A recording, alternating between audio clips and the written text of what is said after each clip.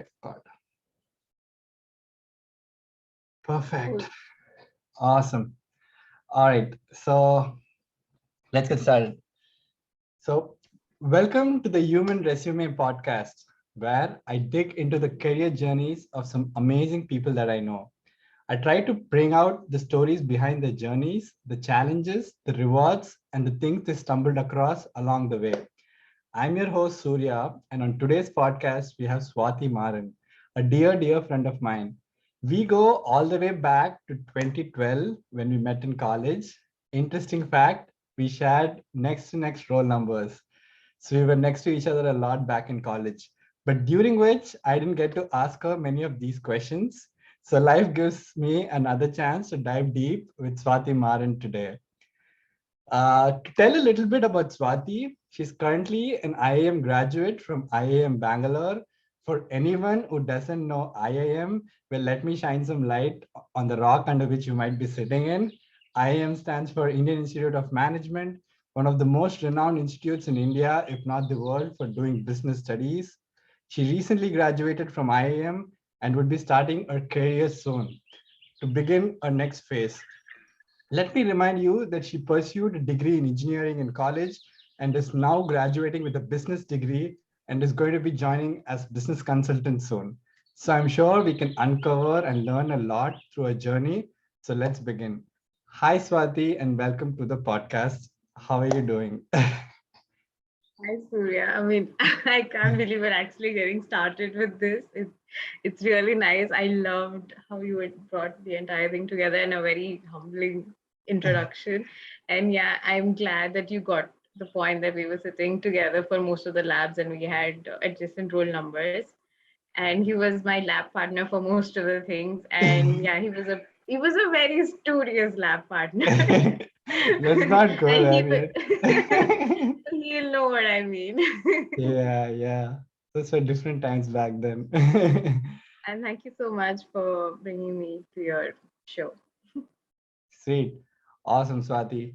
So the format that I have in mind is just like giving some basic idea about what's your current situation, where you are head in your career, and then we'll like go back a little bit, like to college days, and then take a little bit about how your journey went from there, and then talk about your future a little bit, and then some fun stuff in the end, and then we'll just wrap it up. Does it All sound right. good? Sounds good. Okay, Yeah. perfect. So, um, so you just finished your IIM graduate studies. So, can you just shine some light on like what, where you are right now, and what you plan to do going forward? Okay. So I'll be joining RPG Group, which is a big conglomerate in India. It's about like say 110 years old. And under RPG, we have a company called Zensar, which heads the tech activities for the company. So they have clients across many countries, and I'll be heading the front for US. So I'll be working with US clients mostly for retail. So I'll be taking up consumer services. So I will be joining Zenzar probably in a week's time. So we'll have our onboarding activities. So that is my immediate job and role after IIM Bangalore. So Okay. the reason why I got into retail is mostly because of my internship at Cloudtail. So Cloudtail is the retail partner for Amazon. I mean, one of the retail partners for Amazon. And the advantage that Cloudtail has is is like directly, it's a subsidiary of Cloudtail. So they have a joint partnership with Okay. Catamaran. So both of them, with their partnership, they have a company called Prion, and under Prion, we have Cloudtail. So the Okay. reason why Cloudtail exists is because in India, the laws does not allow Amazon to have its own retail store. It is possible in US. So the Indian laws doesn't allow that.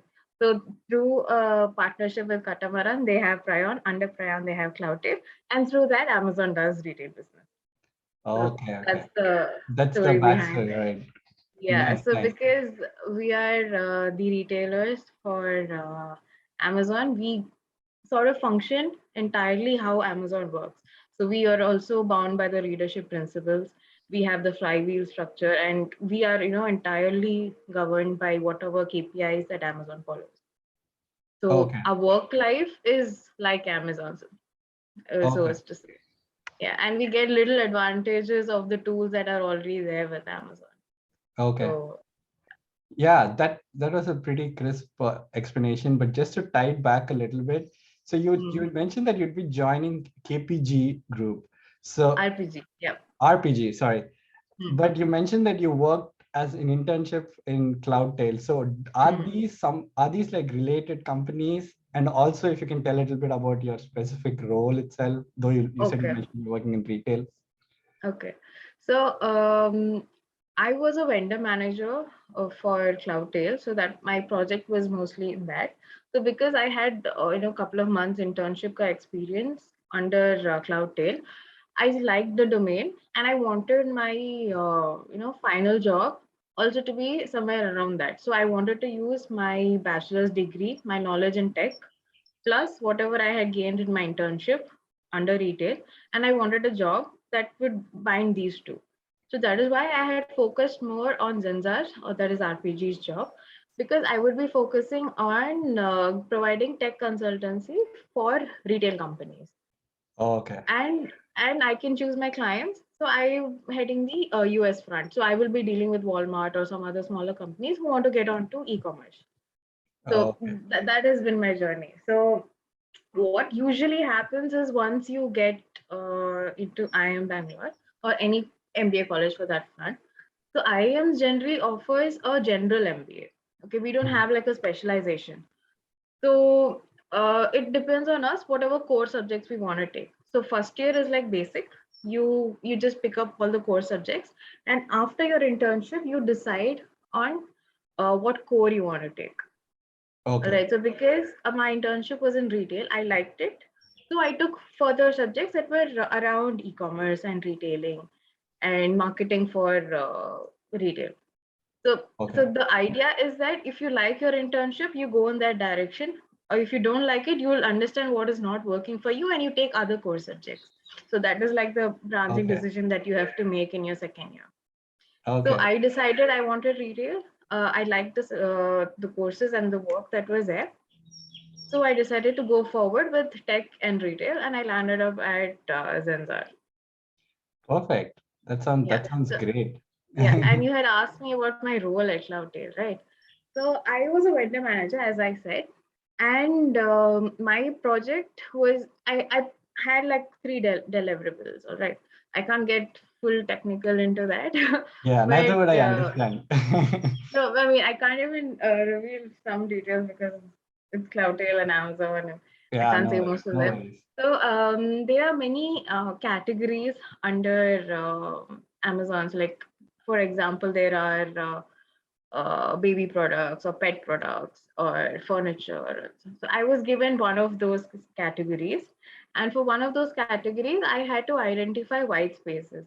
White spaces is something like something that is missing on the website, Okay. some product that Amazon doesn't have, or either Amazon doesn't have, or India as such has not identified it and got on board. Okay, so such products I had to identify. One, after identifying, I had to call vendors to get them on board to convince them to sell it on Amazon. So that was Mhm. a sub part of it. And after that, I also had to look at import of such products. So Mm. the category I was dealing with, they had a few subcategories that had imports to be dealt with. All Okay. right. So now the problem with imports is that there will be uncertainties involved. So Mm-mm. I had to also figure out how to reduce those uncertainties. So breakdown of my project is as such. So first subcategory, figure out white spaces, then get vendors on board, and if there are imports, figure out how to reduce the uncertainties. Overall, this is what my project was. And Okay. apart from this, another small side thing that I had to do is once I was talking with all the vendors, sort of had to make a pitch document, like a presentation or basically whatever are my learnings from all the pitch calls that I had made, so that I can pass it on to the next people who will be taking forward my work. So how to approach vendors, what are the Mm, margins that we have to discuss. mm, uh, Say, for example, in retail, if the product is large, whether we should keep it in our warehouses or should the vendors keep it in their warehouse. Because if we keep it in our warehouse, it will have size constraints. If it doesn't sell, it'll be a problem for us. So taking such decisions, so mm. like a flow chart, just well, say someone is making a pitch call, they can just go across the flow chart and say, okay, this is happening, what do I do? If that is happening, what do I do? So Okay. flow chart like that. So this was overall my project. Okay. Okay. No, that's good. Like you like gave a lot of information in like very small amount of time. So that's great. So the takeaway for me was like, yeah, you did an internship in retail space. You kind of liked it. So you're like diving deep into that space. So you'll be joining as a vendor manager for uh, for RPG, but it'll be like for Zensar Mm-hmm. groups.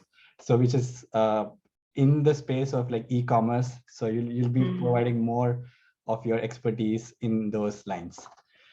Right. So perfect. No, that's great. It's good that we have that setup because we know where you're going to be going forward from here. But Mm-hmm. yeah, but now like just like turning timelines a bit, I'm going to like go way back. So Mm-hmm. I'm going to start with the common ground that we had. So we're going back to college or undergraduation that we call in India. So Mm-hmm. the question I had was, did you know back in college that you wanted to pursue a degree in management, or like Okay. what was your goal when you joined your undergraduation? Okay. So I was very sure I wanted to do computer science engineering. Okay. So once I entered there, I knew I would take up that uh say course or whatever. But I also knew that that wouldn't be my goal in the long term. I want to get into tech space, not exactly be a coder. I want to get into tech Okay. front. Mm-hmm. So that is when I was very sure that I would be doing an MBA sometime down the line. So uh, so my decision was like that. So even in fourth year, I had taken the CAT exam. Like I was sure I want to do an MBA. But Okay. after I got a job and I was reading up a little more about how the MBA course is structured, I knew work experience would be give me an upper hand. So Okay. I decided that I will do an MBA, but not immediately after my undergrad. Okay. So and because the what do you say, the entrance exam in India is structured in such a way that everything is very competitive and you have to do a lot of research on how things work here. I have been taking the CAT exam from 2016. Like once we did graduate Okay. from college, every year I have been taking, but I've not been that serious that okay, I have to immediately join. I just even 2016 was a fairly say serious attempt because I was going for classes and I had taken the exam and I did decently well for how much I had prepared. But then I wanted to work, so I didn't go further with that. But every year, just to keep in touch, I did enroll myself every year, just brush up the formulas and see how the setting is, how the Hmm. pattern has changed. So I stayed with my goal. So every year, probably like 5 attempts, I guess, four Oh. attempts, yeah. So four Hmm. attempts and 2019, yeah, that's when I was sure I wanted to crack it. So 19 was Okay. a year I wanted to crack it. So that's when I took a break. Hmm. I was working for Bosch. So I quit my job in July. Hmm. So July, August, September, October, November, 5 months, I was entirely focused on cat. Okay. I did nothing else but cat. Okay.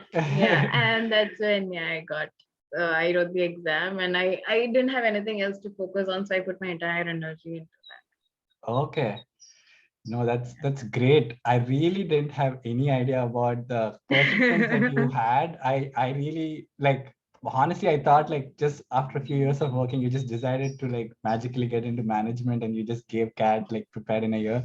But that shows a lot of like grit and persistence that's required to get into this field, especially into such an institute like IIM. So from 2016, 5 years of writing CAT. Okay, that's great. Mm. That gives me a good segue to the next question, which I had about like CAT in itself. So Mhm. why is CAT so competitive in the first place? Like, why does it have its standard in such a high place?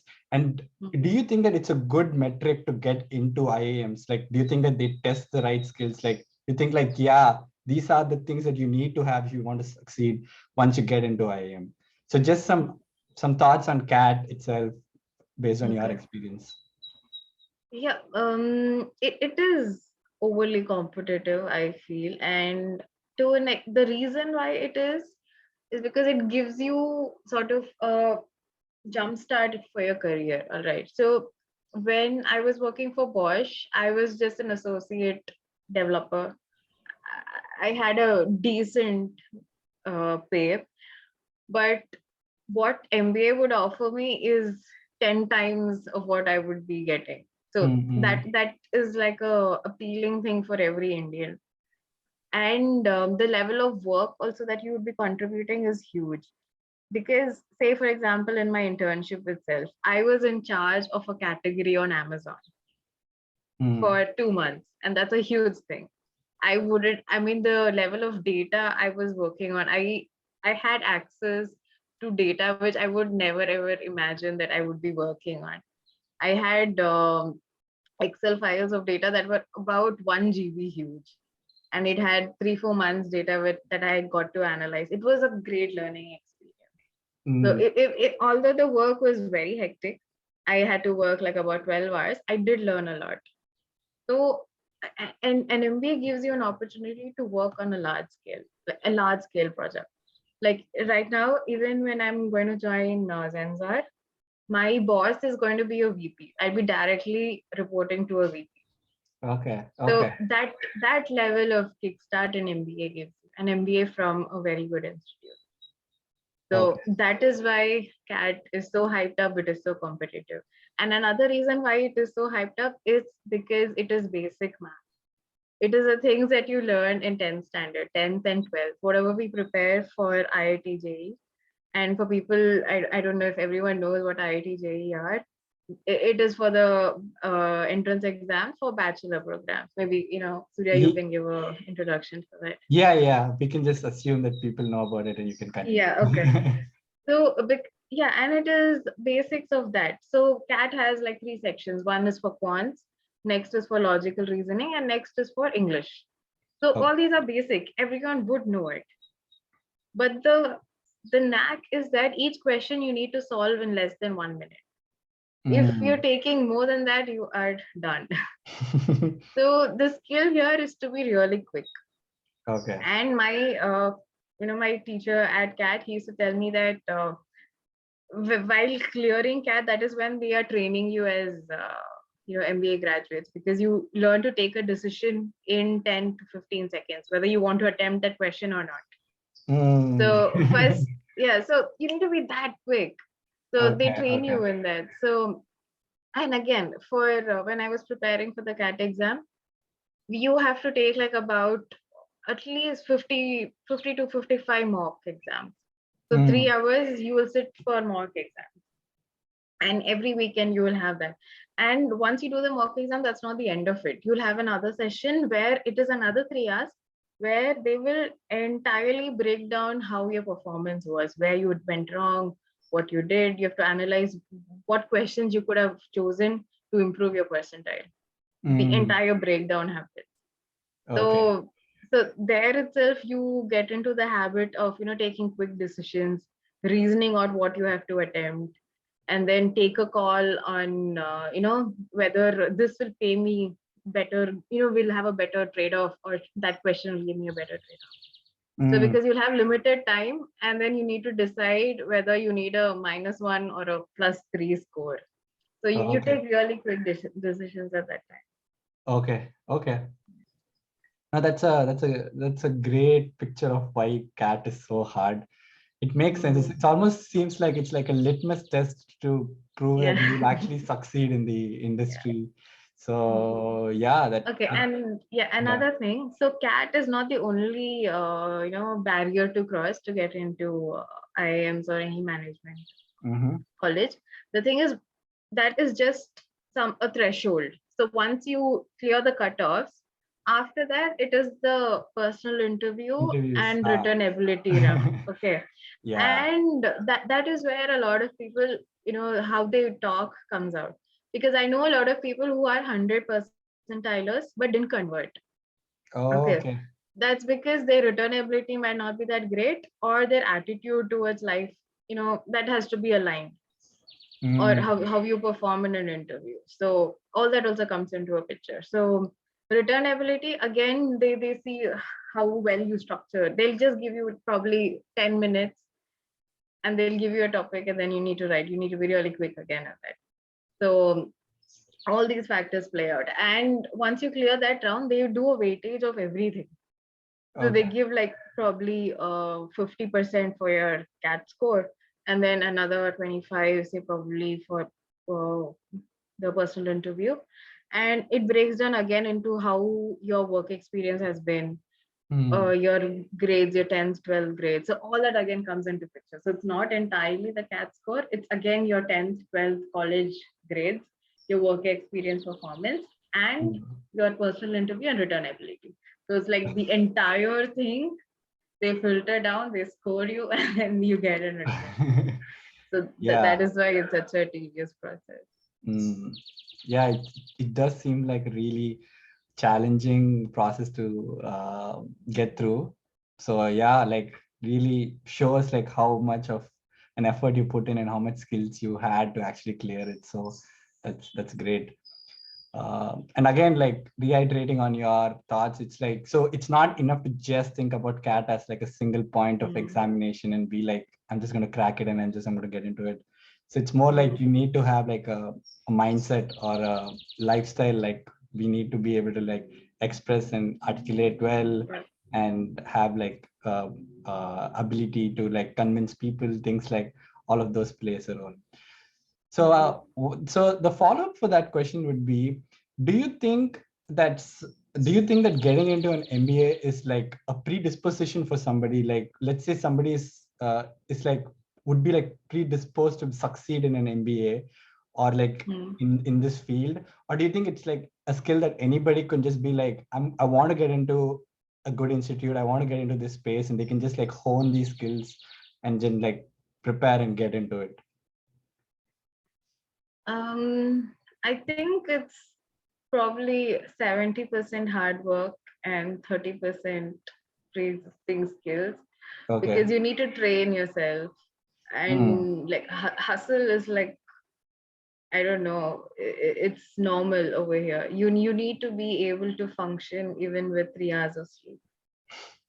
That's how life is gonna be. Okay. You need to be Okay. at your best. You need to be at your best even with 3 hours of sleep.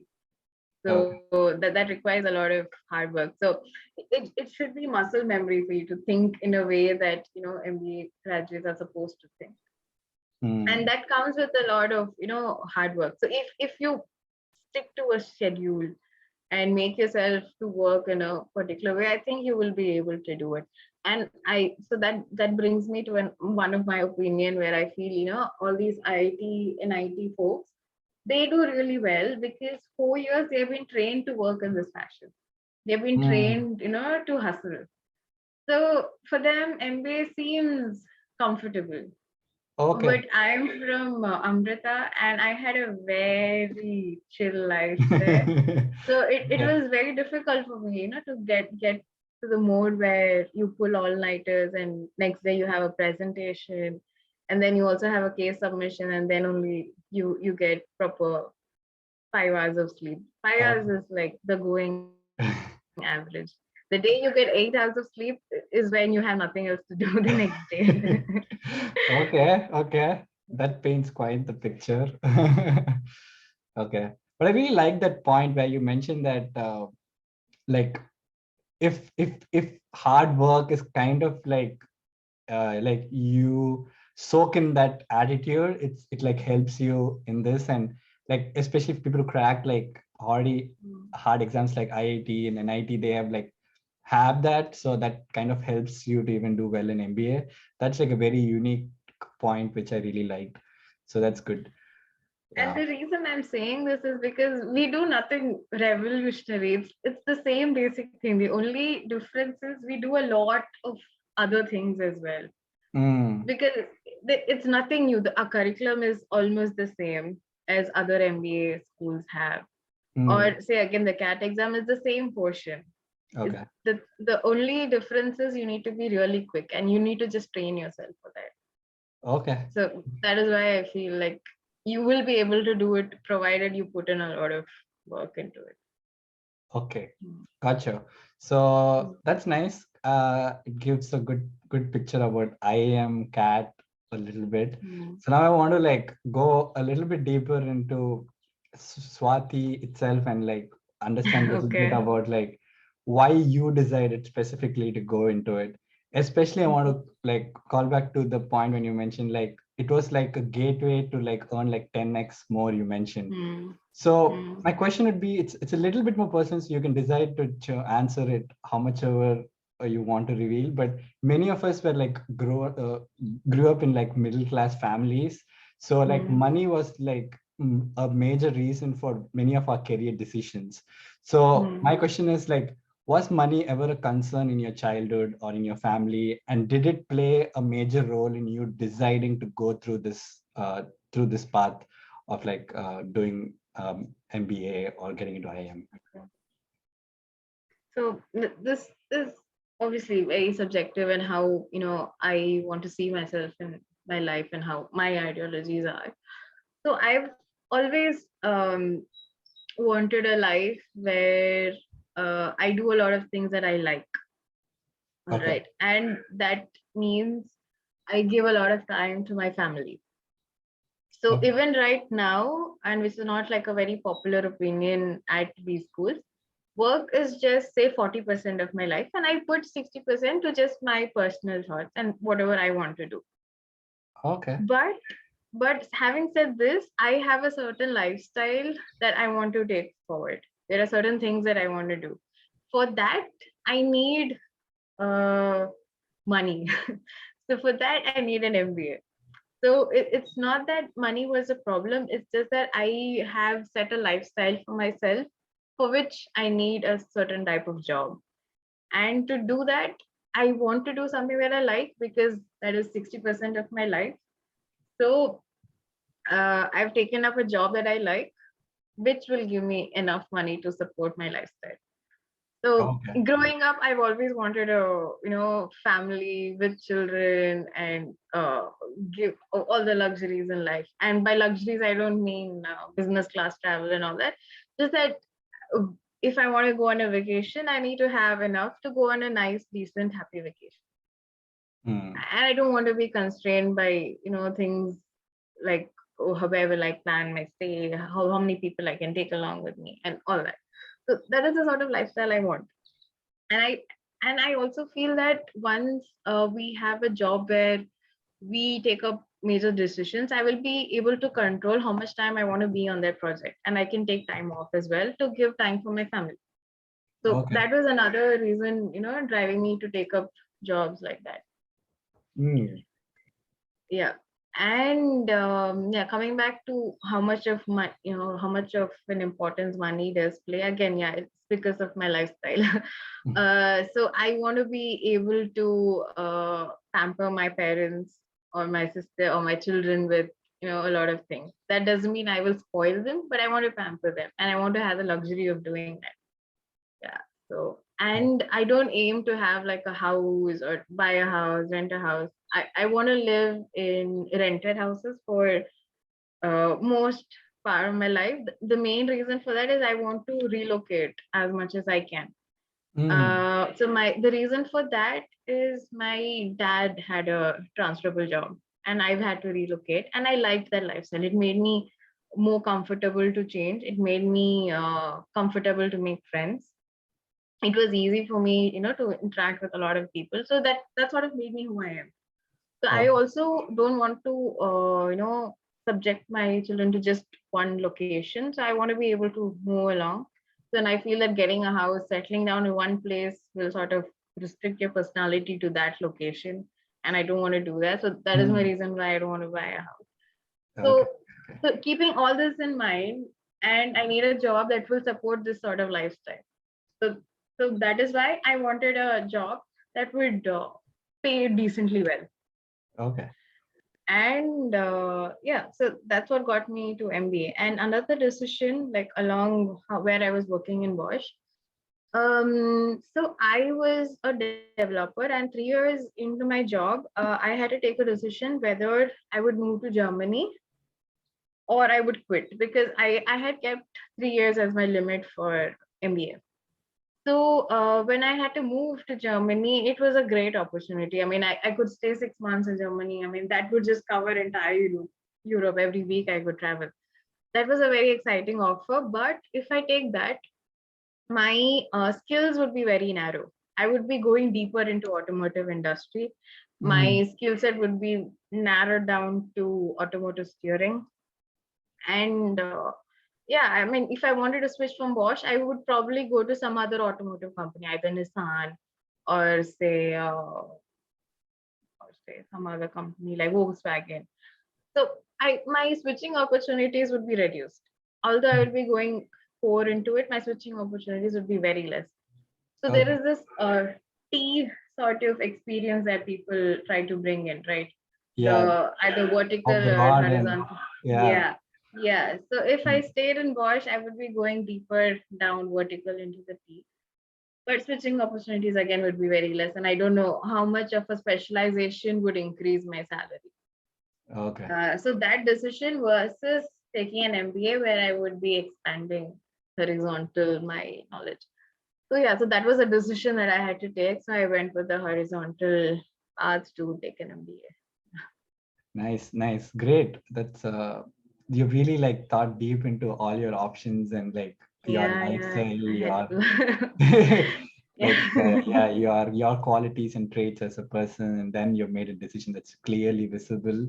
And I really like Mm, that point where you mentioned like you don't want to like spoil your kids kind of like money, but you want to have that financial freedom. Like money should not be an mm, issue for mm. anything of your decisions. So Yeah. I really resonate with that because many of like my upbringing was similar, and I have like similar, not if not one is to one, but like Mm, similar thoughts. So I really resonate with that. yeah. So again, just to like paint the full picture about your career, you mentioned like let me just like tell the audience like a clear picture. Like you worked after your undergraduation for 4 years as a software engineer in Bosch. So Mm. so that was your major work experience before you did your MBA. So my Yeah. question Small around that, correction here. 3 years. I three took years. 1 year drop. Yeah. Yeah. Okay. My bad. Yeah, Right. I kind of knew it was like almost over 3 years, but yeah, okay. Mhm. Anyways, Mm. so yeah, so your 3 years. So my main question is, so what do you think was the one major thing that you learned in this 3 years that you are that you see that you're taking forward, or you feel like that is coming along that's helped you here, or if there was none, it's all right too.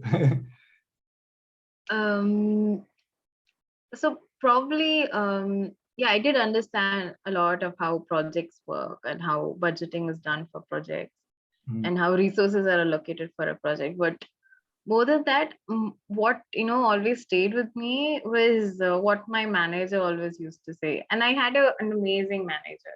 Yes, I okay. always look up to him. So any of the courses, most probably half of them, I would always go back to, oh, this is how we used to do it.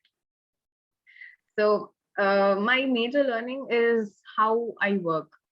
So he Okay. used to sit next to me, and I've learned a lot from him. Mm, From how you organize the Outlook to how you take calls, whether a call is better. Say you need to get some work done. Is it better to call them, email them, text them? okay. Which to take, which call to take? So such basic things I learned from him, and I saw the reasoning behind it in MBA. Okay. Right. So he was not an MBA graduate. He was also a developer, but he has like about I think 15 years experience now. So I Okay. learned a lot from him, and I had a very nice role model. So I've always looked up to him, and I still am in contact with him. And right now he's in Germany, and he is very happy with his job there. And he's settled there. Probably he won't move away from Germany. Mm. Yeah. So he always resonated whatever I did. So my major learning was, taking away whatever he does, how he applied whatever things he had learned by seeing other people, whatever he had read, and finding the reason for that in MBA and taking that forward. Nice, nice.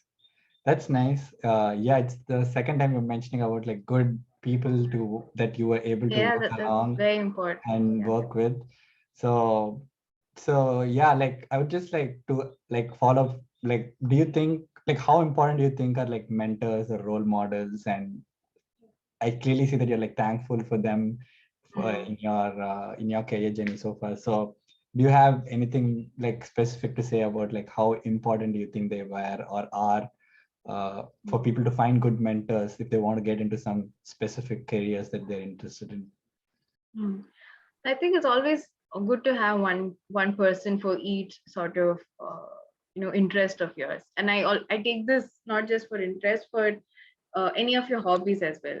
And you don't have to see them as a mentor. My idea is that you need to have a friend for each of your hobbies so that you will improve that Mm, further. Right? nice. Say I like Harry Potter. And I need a friend who also likes Harry Potter so that we can share that interest and grow in that field. So similarly, it goes for all the skills. So that's when you grow. Otherwise, you will always be the star of the show if there is no one else sharing your skills, and that will not do good for your ego. So you always need to have, that group. So it's always better to have someone who's better than you in the group so that you can always learn from them. And that's where you assign the tag as, okay, they're my mentor. Okay. So yeah, I feel it's very important because down the line you'll be taking a lot of decisions and you need advice from a lot of people. And you do take advice, but then finally you take your own decision. But it's always better to talk to a lot of people, and it can be from things like which course to take, which elective to take, whether I should continue with this job, should I take my PPO, should I not take my PPO. Everything you will have to talk with someone or the other. And building connections is like the very important thing at IIM or any MBA college. You need to make connections. For everything you need to know a person. Okay. So that's another skill that you have to develop at an MBA college. Yeah, so you can call them your friend, but because they have more skills than you call them a mentor. So Okay. it's very important. Nice. Before I jump into my thoughts on that, I was like betting how long it'll be before we start talking something about Harry Potter. And it's like, since we both like Harry Potter, so it's like 30, 40 minutes into the Yeah. interview. So that's cool. Yeah. So yeah, again, I like the way you rephrase my question, like not to see them as mentors, but like see them as friends to begin with, and then if they're actually giving you some valuable, like if they're actually guiding you, they kind of become your mentor eventually and stuff. That's nice. Very nice take. I'll remember that. All right. So that kind of wraps up my like the first major thing that I wanted to know about like your life before your MBA began. So that was nice. So now I'm going to like go into this section where I'm going to like try to get into more like off like your decisions in IIM, time in IIM, things like that. So Great. Okay. The so interesting part. Yeah. yeah, yeah. So that's what I'm thinking about now. So my first question is a little bit abstract, like just starting from out there on over the top. So what's the best way to explain to someone in general terms about this field in general? So MBA stands for Master of Business Administration. So what is that? Why does one need to do that? Or like why do we have this in our society? So just like a high level view of like why do we need such things? how like business is important for us. Just your take on it. Okay. So I had a professor who taught human resource. And then she always said that we do need managers, but we don't need managers to take a call on what is right and what is wrong. Anyone should be able to do that. That is like basic. What you have to do is between what is good and what is better, you need to be able to identify that and then do the one that is better. Or say when both the decisions are bad, one is bad and some can be worse. So your skill should be to identify which is worse and don't do that. Okay. So that is the skill you need to sort of develop. Identifying what is good, what is bad, what is doing well, what is not doing well. Anyone will be able to do that. What you have to develop is with the minute difference what you need to decide. So I would say basically sums that up. And to explain how our life during the college is, I don't know, I'm quoting a lot of my professors. I don't know why. That's good you remember that. I know I did not expect this to happen. So for financial accounting first term, we had one professor. He was a most amazing guy. Okay, like you'll always learn a lot from him. So he used to say MBA degree is like 24 hours. In between, you will have 3-4 hours classes. So attending classes is like the most minority part of the day. Like just say 5%. 5% of it is only classes. Everything else happens outside classes, most of the learnings, because you'll be doing case preps, and then there will be a lot of case competitions, external case competitions that you will be taking on. And then you will be having a lot of club activities or college activities. Plus, you'll be having a lot of parties. So all that takes up a major chunk of MBA, and you'll have intermittent classes. And the reason why all this is very important is, again, how you prioritize comes into picture, which begins from CAT, how you prioritize which question to attempt first. Same carries on over here. Because a normal day, say on a Sunday, you will have classes from 8:30 on Monday, but Sunday, a lot of things will be happening. You'll have a lot of submissions to do. And deadline is 11:59:59 for us, like the standard going. And deadlines are sacrosanct at IIM Bangalore. That's like the going thing. So you'll have all that going. Plus, there will be some party or the other on campus. And you cannot say no to a party because you need to make connections, right? You can't always be that person who will bail. Then you will not have a lot of connections. So you need to balance how you make friends, how you do your assignments. You need to complete your pre-reads for the next day, and you need to be sober to attend the class the next day. So how you prioritize your entire work is what an MBA. So you need to balance everything. Nice. Yeah, a lot of interesting takeaways there, especially where you like tied it up with like CAT. Like it sort of seems like it kind of is like a lifestyle in itself, which you start building up all the way from your entrance exam, and it like just keeps on like soaking in more and more into your persona. Exactly, it is that. And then it just seems like, and then you just have classes in the middle, and then you just graduate, and you're actually a kind of like a graduate finally. Nice. That's nice. So in between all this, I also had to take out time, as I said, for my lifestyle, for my family. So I had to take out time to talk to my sister, to my parents, my boyfriend. So all of that will take 1 hour each. Plus I had to do all this. Plus I had to be with my friends. So it used to be that hectic. Yeah. Yeah. So yeah. It's like reiterating that it's more like it teaches you a lifestyle itself. Like how do you manage your personal stuff, your education, everything in a more efficient way. Yeah. In a very high pressure environment without breaking down. So yeah, I do have a few follow-ups on that. Without breaking down, right? Yeah, I do have, I know how challenging. I do have some questions about that. So we will get to that. So, but before that, I have one more important question. Is like, since you spoke about professors and classes, what do you think was the best part of studying in IIM? Like the things that came in my mind were it the classes, were it the professors, were it the opportunities that it gave, were it the connections that you made, was it the friends?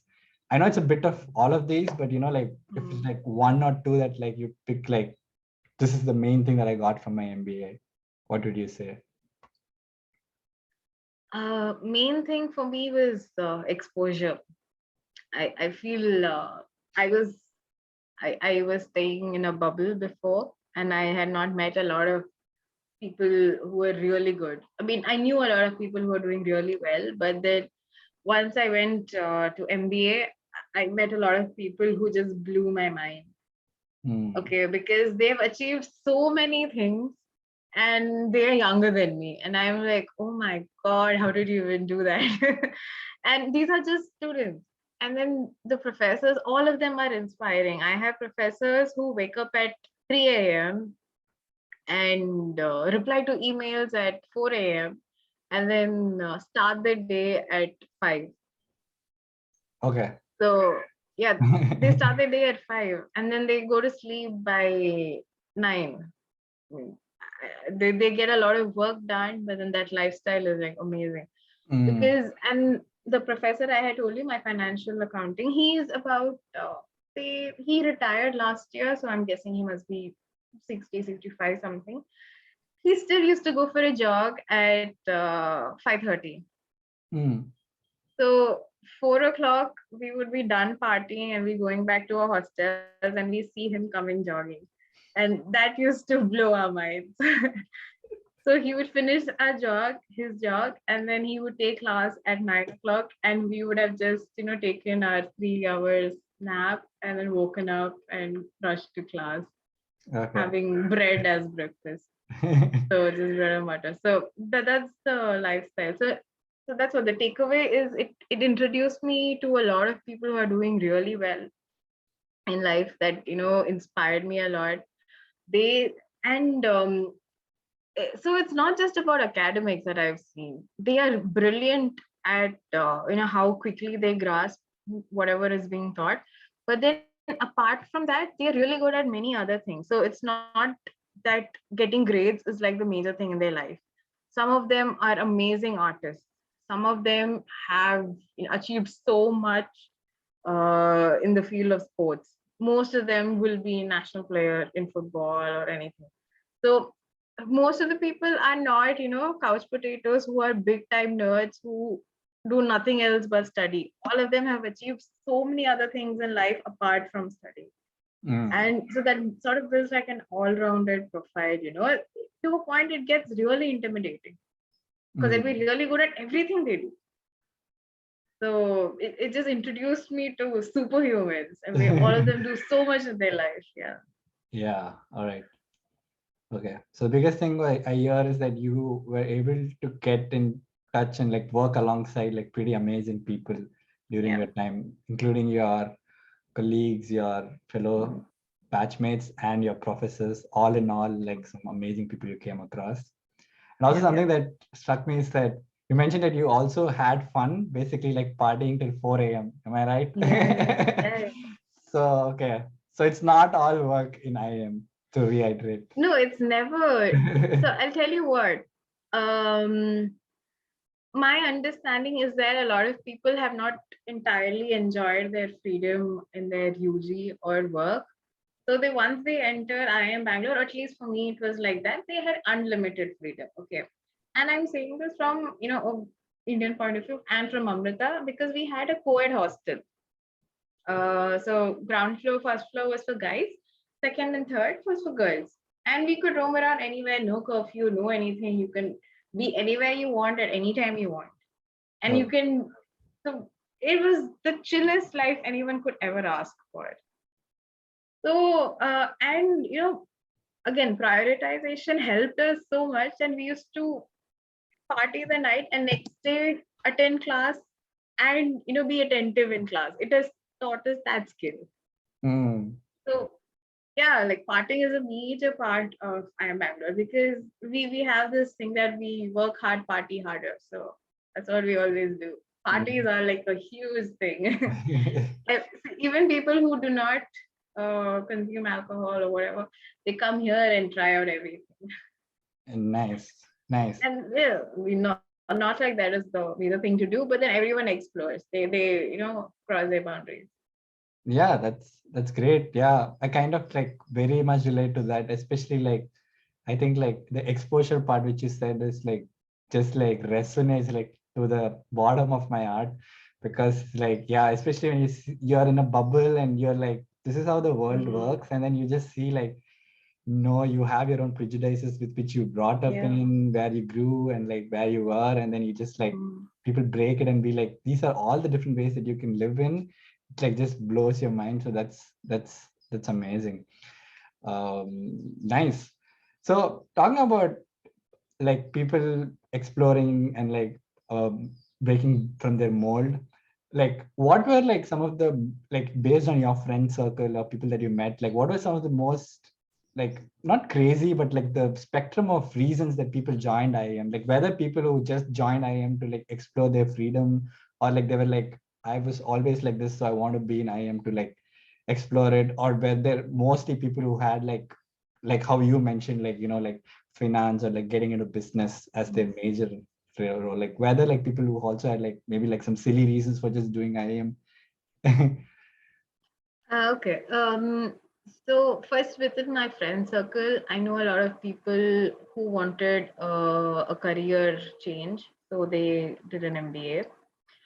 One of my friend, she had a biotech background and she had a master's from US. Okay. All right. So she had done her master's in Duke University, Mm-hmm. and she had worked there. She was a consultant for about 3-4 years in US. Okay. Then, for some reason, she had to relocate to India. But when she came to India, they weren't matching the same salary that she was getting in US. And the Okay. only way for her to do that was to get an MBA and then get a job. So for that, she did an MBA. Okay. All right. So she That's has three unique. degrees now. Yeah. So she Okay. has 3 degrees now. And there is one person who is a lawyer and has an MBA degree now. Again, to explore that range. And then we have two doctors who Hmm. are also doing their MBA. So it's mostly about not getting too much technical into your work, but to be able to manage a domain of work. Say, for example, the doctors. We don't need a lot of really good managers to take a call during the pandemic itself to how do you allocate resources for critical patients and for patients who are not that critical. So Mm. you need a systematic approach for that. You can't just take ad hoc decisions. So again, you will need a skilled manager for that, and it makes sense for them to do an MBA. So there are people with a lot of different backgrounds to do an MBA. So again, reasons are like that. They do not want technical; they just want their domain. There are a few people who just wanted to delay a few things in their life, so they did an MBA. Okay. All right. That is another reason. And again, there are few people who want the IIT IIM tag, so they do an MBA. There are many reasons. Yeah. Okay. Nice. Nice. So yeah, people from all walks of life basically come Yeah. there. So that's nice. I think that's like the very unique place where like there's like amalgamation of people from different Mm. walks of life, especially from kind of doing engineering, like most of them have just like mostly studied like physics, chemistry, maths. So they are all like mostly in the space of Mm. science. And so that's good. That's nice. Yeah. That's the thing. So engineers made up about say 60% of the crowd over there. Mm. All right. And from say of the crowd, probably 40% were IT NITians. So Okay. you can understand the level of stress or pressure that we had to go through. Yes, yes, Yeah. yes. Yeah. And again, work experience people, I think we were about say I don't know, 35% were people who had work ex. Everyone else were freshers. So again, you have to deal with people who are freshers and people who had like maximum of 6 years work ex. So I am 28 now. I had to work with a person on the same team who was 22-year-old. All Mm. right. So they will have a completely different ideology on how they function. They'll have completely different set of priorities. And Yes. they are right in their way and I'm right in my way. But we will have to sort of come to an understanding on how we will work together. So that also plays a very important role. Nice. Yeah. I like that answer too. And especially I feel like I add that mindset, like, like age used to be like the biggest metric for like your success in your career. Like you always be like, okay, I'm 25 now and my friends are 25 and I'm just going to compare to them and just be like, this is my bar. So anybody younger is like somebody who is not that much valuable in your terms, or anybody older, like you need to respect them. So like breaking that mold, and like I see a bigger point of like breaking that mold and being like everybody has like unique perspectives that they can bring to the table, including yourself. So we just have to like work along. That's a very nice point. Very nice point. So yeah. So now the other question is like going to the pandemic point. Studying during the pandemic is, I am sure, a very challenging experience. So maybe you can tell me about how you faced it. You especially said that you're very close to your family, so you would probably not be able to like meet them quite often. And I know that you were not able to like fully have the experiences of IIM that I had to offer initially. So how did you handle, like, what are the challenges of studying during a pandemic, and how did you handle it? And what do you think was the biggest main challenges that you faced? For me, it was very difficult to make friends, find that first circle where I can get comfortable with, because everything was virtual. I could never really connect with anyone. So I would have that first level of friendship where everything is jolly and we would talk about everything, be all happy with anyone. But then when things were getting really low and when I was frustrated a lot, I didn't have anyone from my college to talk to, at while who would understand.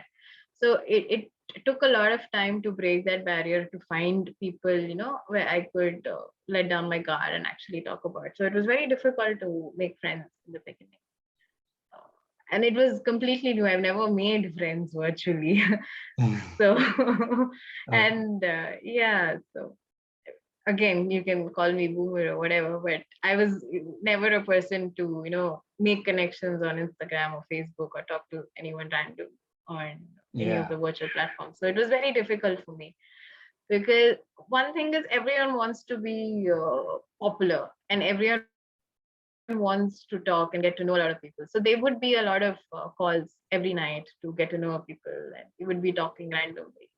So I would join that cause and we would talk, but then after that it would feel like we have not achieved anything. We are still screens, screens, and we don't know who you actually are. And some of them will have the video off, so you wouldn't really connect. So it was very difficult for me at that point. And I am a person who always, even if I want to be alone, there has to be someone in the room who's also sitting there silently. But I need someone over there, even if we're not talking. So when I am, brought up in that atmosphere, getting to know someone was very difficult for me. And again, at that time, there was so many other things for me to look after. At home, my grandmom was not well, so my mom had to travel to Hyderabad. So it was just me, my mom, and me, my sister, and my dad at home. So I had to focus on, sort of managing things at home as well as my course. So again, balancing all that was quite difficult for me.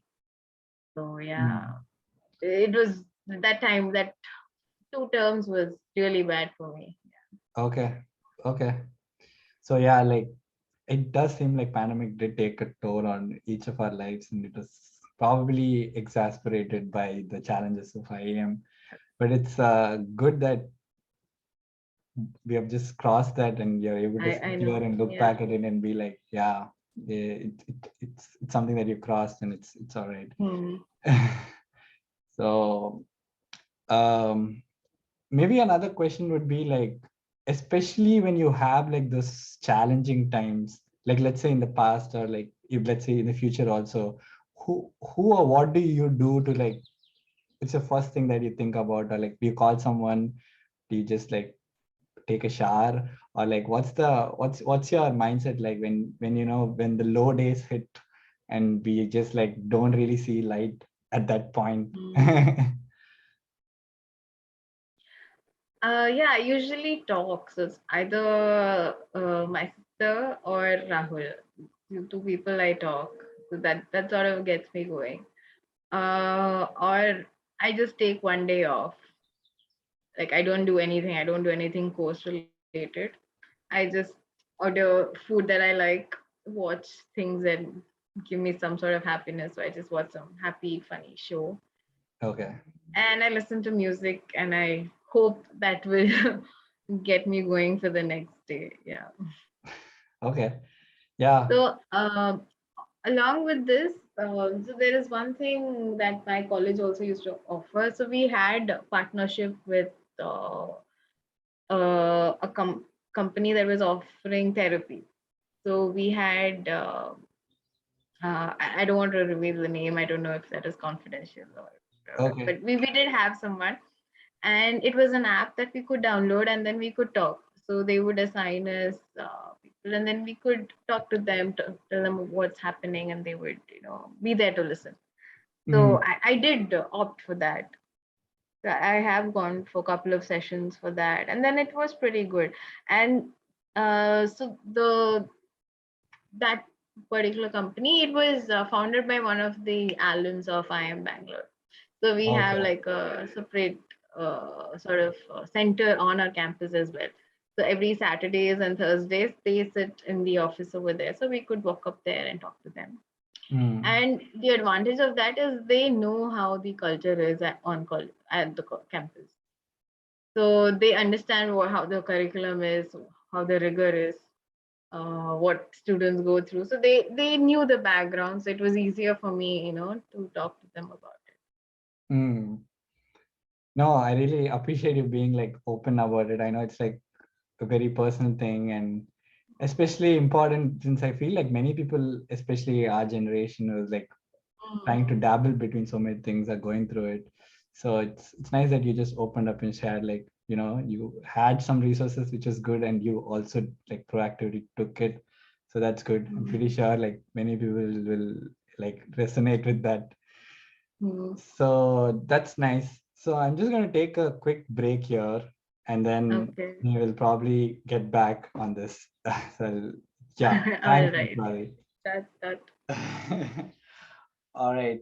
Welcome back, guys. So we're going to be continuing chatting with Swathi. She's been very kind with her time and she's been giving us some very useful insights. So I have a few more interesting questions that I want to get to. So let's begin round two. So yeah, along the question of like learning in the pandemic, the one question that I wanted to ask is like what do you see is the future of remote learning? I myself was also like a student of the pandemic, if I can say Mm. so. So I see that like a lot of, and I did like engineering, so a lot of stuff could be learned online. So I wanted to know your take on like, do you think that you missed or you didn't learn some aspects of the degree because you learned it remotely, or do you think that learning is going to be the way forward? People can learn all of these skills online, or say something like you don't have to be there, kind of a thing. What are your take on like remote learning, especially from an MBA standpoint? I feel certain things can be, learned on your own. Like probably in any subject, of course, you can do that online. But I feel MBA also adds this vertical of how you are a people's person, and then you can't just learn that. You need to practice and get perfect at it. So I think that's what a lot of people missed out. Because of the pandemic, we had to do a lot of things virtually. What we missed out is a lot more of team interactions, where we learn to balance people's time, because a lot of people have different priorities when they are, in a hostel. So we would be able to respect people's time only if we are in a hostel, I feel, because it's a lot more easier if you want to do it virtually, because you can have back-to-back meetings. I can finish one meeting here and immediately I just have to switch my Zoom call. It's not the case if you are on campus. You have to go from one person's room to another person's room, or say if it's in another classroom, you will need buffer time, and you will need time to take breaks as well. So I think we didn't respect people's time. I feel during the pandemic there Mm, was a lot of overlap, and I think that's what we missed out. Learning the soft skills of understanding how people are. That is what we missed out a lot. And I did feel that a lot, even when we had to have the difficult talks during a project, when we had to tell a person that the quality of work that they are submitting is not good, or they're not contributing as much as we want them to in a project. I think it would be easier, or it wouldn't be the case if we were offline, because they can't do that if it was not virtual. Right. And a okay. lot of things are team projects in MBA. We have a lot of team submissions, and we need to regularly meet, brainstorm, come up with ideas, and see what works. There is a lot of debate that goes on how we work in a project. It is not like say in bachelor's project, say computer science. We cannot split work, say you do this module, we do that module, and we'll integrate it later. It doesn't work that. We have to sit and discuss a lot, and I think virtually that was very challenging, and we did miss out on how to work as a team because of the pandemic. I think we would have been better people managers if we were all together. Okay. Yeah, that's a very nuanced answer, and I totally see that point, because the many people, like, there are so many articles, like what people missed the most during the pandemic was those random walks to the library or cafeteria, and the serendipity of just like meeting people and just having a conversation that's sparking Right. ideas. So I liked how you wrapped it up, like those kind of things which you cannot replicate virtually, and especially like some skills like time management, like going between buildings, like you like making a plan, like I need to have that 5 minute buffer so that I show up early, things like that. Yeah, I see your point. It's good that you mentioned that. But all right, still you made the most of it, so that's good. Yeah. Perfect. So um I also had this, my not so like elaborate understanding of why people do MBA. But now that I've spoken to you a bit, I see that one aspect of it you mentioned is like people are trained to be good uh, decision makers, good risk assessment people, Mhm. and who can like be good managers. But in my head, there are also people who do MBA for getting into a startup or like building an own company. So is Right. my understanding right? Do people do that? Is that also a reason why people do MBA? And have you Yeah. seen or Uh, your experience yeah, about that? that's very true, because that gives you, again, connections. You get in touch with a lot of VCs.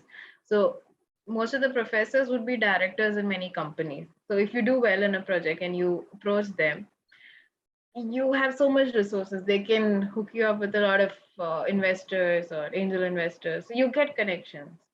So it is a good opportunity. And at my college, we have a separate say division called NSR cell for startups. So that is like an incubation center, and Okay. they have a lot of programs where people come and train you on how you have to start, how you can get investors, how you should value your project, all that they train you on. So yeah, it is a good start for them as well. Again, it comes down to building your connections. You get in touch with a lot of people. Okay. Okay. Nice. So also another observation of mine is like I've been following like the startup industry, especially in India, for like the last couple of like the last year probably, and then I've Mhm. seen like where I'm going with this is like I'm seeing like, a lot of startup founders are mostly male. So my question is like, how do you see is the gender composition of students in MBA, and like do you see like people like women generally go into a more like managerial role, whereas like the guys are, tend to do the startups, or do you see like no, that's not the case? Just like shine some light about like what do you see is the difference between how guys and girls see an MBA degree? I feel as such there is not much of a difference. Like, yeah, like the gender ratio, if you see in our campus, it is skewed. So it's like probably 40-60. Okay. And so it is skewed. And I feel that probably a lot of female founders are not there because, again, the risk factor comes into being. It is taking a risk versus how much of a stable job you need. So again, it comes down to your priorities. So you can say it's like a fair assumption to make that most of the women might want a stable career, at least initially. Maybe if they have a stable career and they have a supporting financial factor, then they might be willing to take the risk and start their own company. So that is there, but we have programs at NSRCL, the incubation center that I said. They have separate program for women entrepreneurs. So we Mm. have programs like that to encourage such women who want to go forward with it, but are little, restrained because they think there's a lot of risk involved. So just to push them forward, we do have programs like that. So I think NSRCL has identified that, and they are going forward with programs to help women. But I feel, apart from that, taking decisions, there is not much of a difference I have noticed. And what I've learned from MBA and coming from Amrita is that there is a lot of gender neutrality in how things are being done at IIM, or in my college at least. There is like most of the professors are cognizant of that. They always say chairperson and not chairman, or small things like that. They do not take stereotypical examples, or I don't know. There's not a lot of restriction. Like the perm time, I mean, the time when you have to return the curfew for us, it is same for men and women, unlike how it was in my undergrad college. Okay. So I think all that plays a big role on how gender is seen on campus, and our campus has a separate club for LGBT to support the LGBTQ community. So as such, a lot of things are being done to support. Such causes, and we do focus on there being no stereotypical things happening.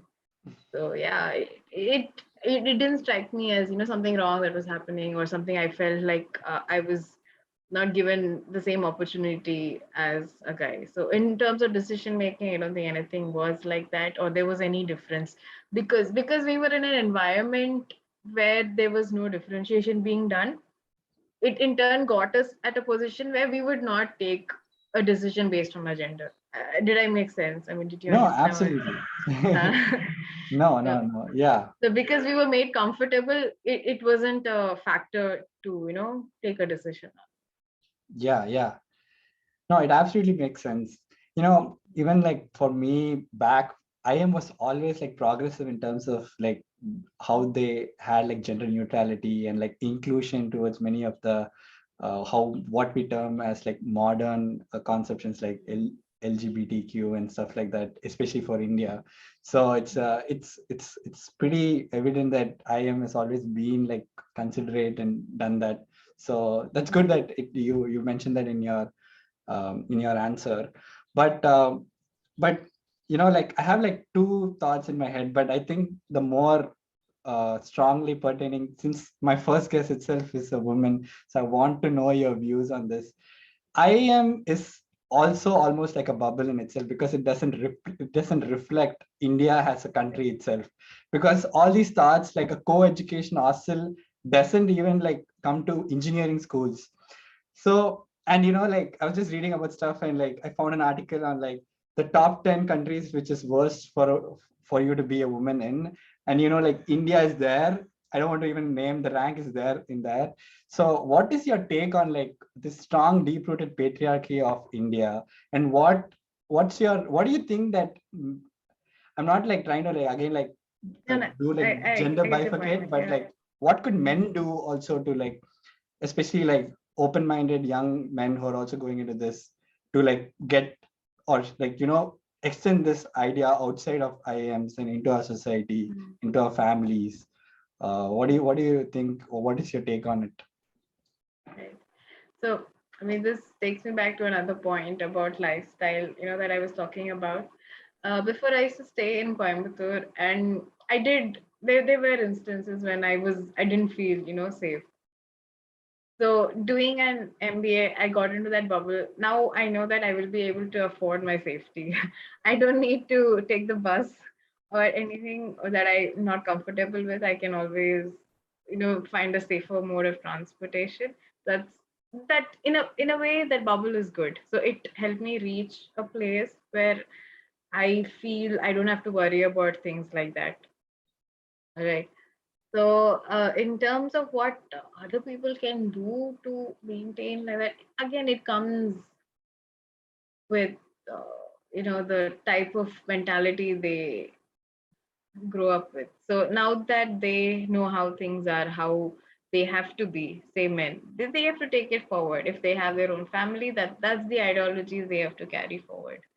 And what else? Like I feel that in terms of being managers, if they see something happening in their workplace, not every location would be as top class as IIM would be. There would be something happening over there. They need to call that out.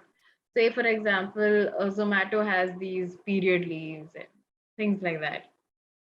So that's because someone from an MBA college decided that, okay, maybe we should do this. And that is a good decision. So they get in policies like that. So I feel making changes like that would be a good option to have. Okay, okay.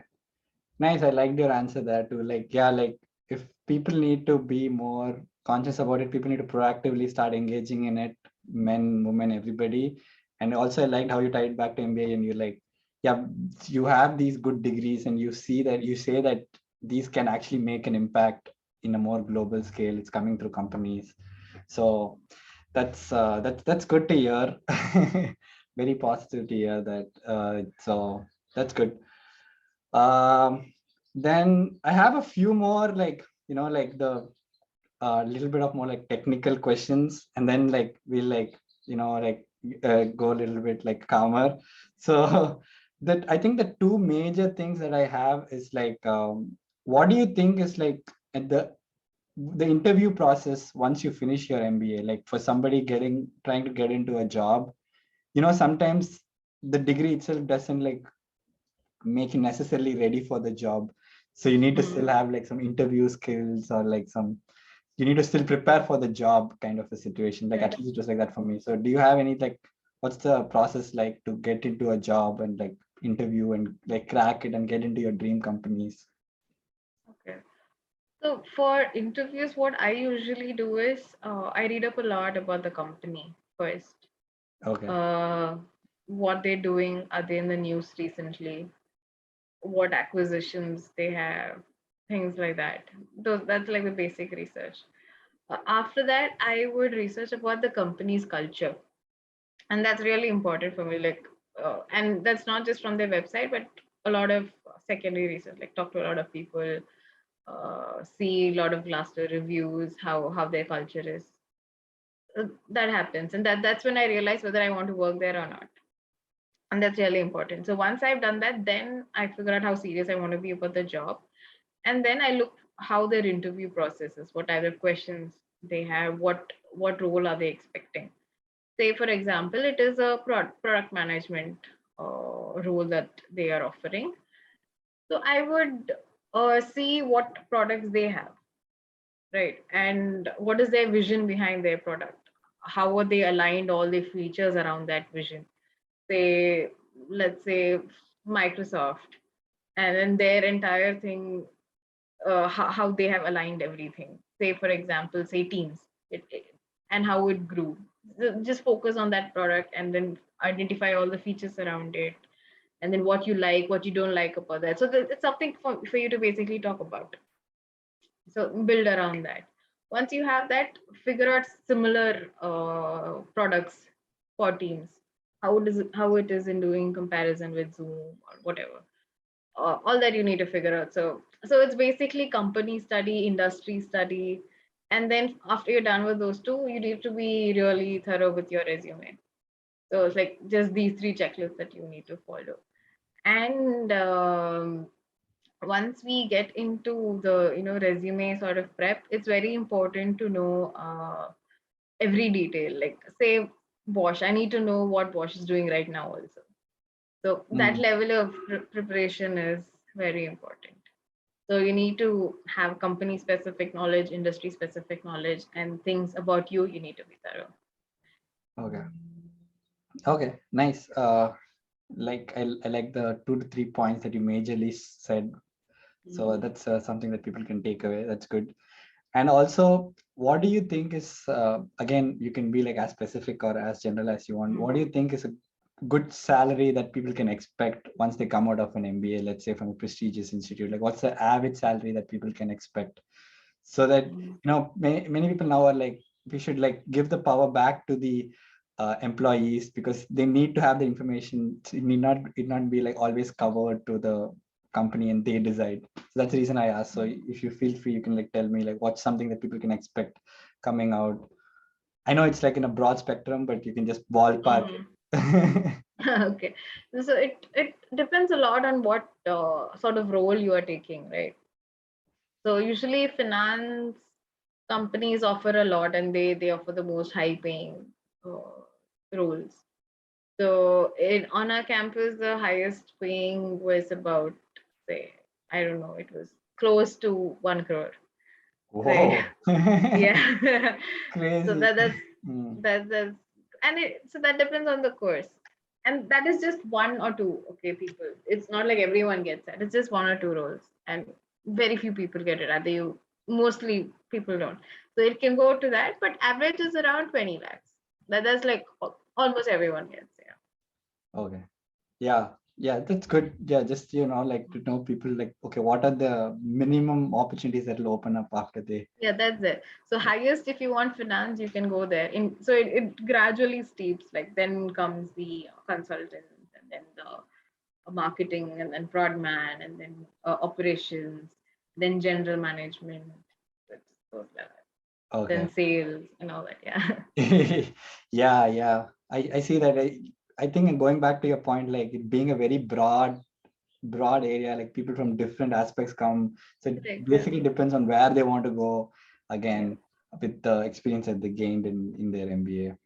So all right. Yeah, again, so with the role that you get and the salary that you are paid, you'll have to again figure out how much time you want to work, because I know for sure the people who are getting paid a lot, they work for about 20 hours a day. This is not practical for a lot of people here. So you need to figure out whether you can do it and how much of a toll it will take on you. Yeah. Okay. So 18 actually to 20 hours is a lot. Yeah, of 18 course. 20 hours a That's day like is 4 a hours lot. of sleep. Yep. Yep. Yeah. And plus Doesn't seem you'll have to travel to 3 cities in a week. Yeah. It sounds like fun, but I don't think it's fun if you want to do it like in like very often. All right. Okay. So I think again, like tying back, it's very important to know like why you're doing your MBA, and then like try to just stitch everything together. Like you mentioned, for you, it's very clear that MBA is a pathway for you to like get freedom from money, freedom from like being tied to a 20-hour job. So that was your like priority, and then you decided to make a career something related to that. So it depends on what people want. Somebody really wants to get a 1 crore job, they can still get it. So all right, that's nice. All right, that's a major portion that I had, like IIM questions. So that's done out of the way. So that's nice that you had like very elaborate answers to that. Right. And now, just like this is like mostly very like questions pertaining to you, yeah, and then just we'll like wrap it up from there. This section here is just like what do you see, like your future, and what do you see your past. Like it's like a retrospect of your past and some like how you think your future will be. So again, this is not absolute, so you can just be like, I don't know. This is how I expect it. So no, I'm not going to hold you down 5 years and be like, why are you not doing this? So, so like, So where do you see, like, it's like a typical interview question. Where do you see 5 years down the lane? So my question is mainly like, what do you see will be a position or role in a company that you'll be like 5 years down the lane, like let's say your early 30s and like 20 years down the lane, like in our late 40s. Hopefully we'll be still talking about it and then we'll be like, yeah, this is what I want to be doing and I did it. So yeah. Okay. Um, so I don't know, role as such, I've not yet decided on, but something that I think I will always stand by is to, the concept of ikigai. Are you familiar with that? Yeah, ikigai, Yeah. right? It's like Huh. the whole So trifactor between yeah, so passion, it's skills, and it's something. based on doing something that you like, something that you're good at, something that you'll get paid for, and something that the world needs. Oh, okay. Right.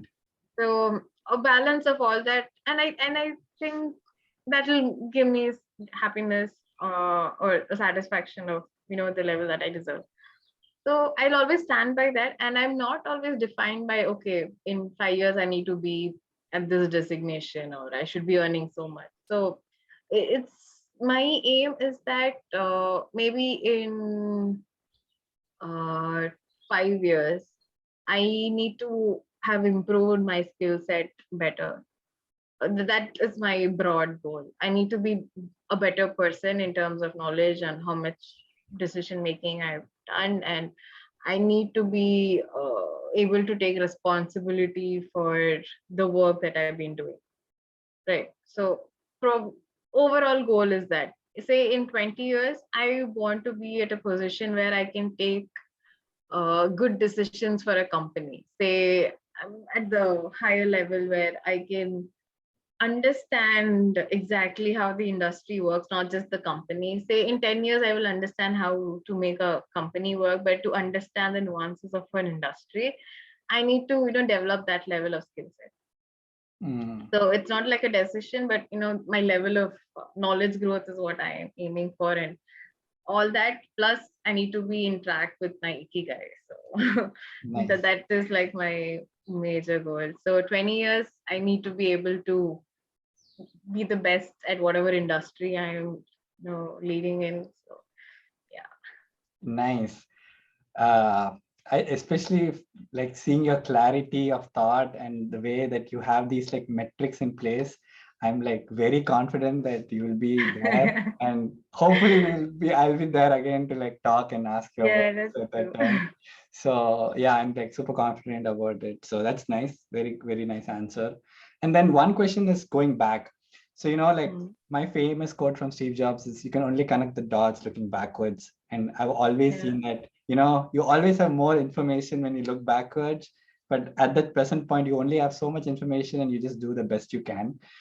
Again, Mm. like, so what do you think you could like go back and like, you can just be like, you don't want to change anything, but if you could, like, what would you go back and change? Like, would you have started an MBA earlier, or you would have done something differently? Uh, Mm. do you have you thought about it? Okay. Looking back, I mean, again, as you say, connecting the dots now that I'm here, a lot of my decision that I had taken is a lot how my personality is, right now. And say again, everyone after their undergrad job, they were looking for places in Bangalore or fancy places, Chennai, or some place where opportunities are really good. And I Mhm. was this person who was very psyched up about working in Coimbatore. Okay. Uh, I don't know if You you wanted remember. to. I remember. Okay. Yeah, I don't know if you remember. We have spoken about this, and then everyone was there, and then someone had asked me, it's like, everyone will be in Bangalore. Why do you want to be in Coimbatore? Why don't you move to Bangalore? I was like, no, that is a major reason why I want to be in Coimbatore, because I want my space. Okay. Okay. Right. So I can see that, like, even right now, everyone is in Mumbai or Pune. I mean, sorry, Mumbai or Bangalore or Chennai or Delhi and Noida, and I'm there psyched up about Pune. So, so see, that's the thing. It's a nice place to settle in. It's a quiet place, but a lot of things are happening. There's a lot of opportunities there. Again, parallel with Coimbatore, I had a lot of opportunities there. But it gives me that space for me to be who I am and then stay over there and learn and grow how I want to be. And it is not very isolated from my friends or family that I cannot go and meet them anytime. So Mhm. Coimbatore was not that far from Chennai, and but I still had my space. Okay. So I think, yeah, connecting the dot, that really resonates with me, and I'm still that person. But I think what I could have done better is I should have explored more probably in Coimbatore. I sort of got very comfortable there Okay. for, yeah, a lot of reasons, and maybe I should have done something more. Okay. Okay. So you're like the exploration could have started earlier if you were. Yeah. Yeah. The thing is, I did not try anything new there. Mm. For instance, like I didn't like I just played badminton there. If I, think back, I could have traveled more or something like that. Yeah. Nice. All right. I like your answer. But I did join you in your badminton sessions a couple of times. Yeah, yeah, So that was still yeah. fun that you were doing it. Nice, nice. Great. All right. So that's completely wrapping up the career part. Now it's like mostly like it's like who I know Swathi as and her personal side. I just want to like Okay. elucidate a couple of things on like why you are like that or what's the things like that. Hmm. So I'm going to start off with like the major thing, your relationship with books. You have been like very instrumental in like motivating me to read books. I've just like started to uncover that side of things, and like I'm happy to say that I've read like few books now. Like uh, yeah, I know like you love novels and like mostly fiction, but I kind of like seem to be like non-fiction. But about me aside, how did you develop this relationship with books? And uh, yeah, like where did you grow it? And uh, do you think everybody should have that skill? And just your thoughts around that. Okay. So again, it brings me back to Harry Potter. So there I was when Prisoner of Azkaban released, and my mom sent me off with her friends and her kids who were going to watch the movie. So I go there and I'm completely mind blown after seeing the third movie of Harry Potter, and I'm like, okay, I need to do a little bit more research on what this entire universe is. And then I read up, oh, okay, there is an entire series. So let's start reading. So, but I started reading Goblet of Fire because I'd seen Prisoner of Azkaban. I read Goblet of Fire, but I could not understand anything. Then I realized, okay, I need to start reading with something easy. So I started reading Enid Blyton to get into the flow of it. Then I read Charlie and the Chocolate Factory. And then when I could understand how books work, then I started reading Harry Potter from the beginning. So by the time I did all this, I had read the three books, and then it was time for Goblet of Fire to release in the theaters. So it aligned perfectly well for me, and that's how I started reading. Mm. And yeah, so you say that I do read a lot of books, but again, that became like a very intimidating thing for me on campus because there are people who read like 2-3 books a day, and there I am sitting and reading one book for a week. Because so there are a lot of people who read a lot more books, but yeah, I do like them. And talking about why people should start reading, it's not just about reading now. I mean, there are a lot of many other options. You have audiobooks or podcasts or things. What is more important is that you have a medium where you can listen to another person's opinion. And Mm. it's very important to understand that you're not the only person in the world who's smart or knows things, or however good you are at something, you are not. So there has to be someone who will tell that to you. That's when you will learn more, or you'll just stagnate in your own, ego and the bubble that you've created for yourself. So you read books, you'll realize there is an entire world out there, and there's so many other people who are doing so many other things. So it Mm, doesn't have to be a book. If you cannot read, at least a podcast or watch movies or something that resonates with you, but you need another person's perspective always in your life. mm. Nice. Yeah.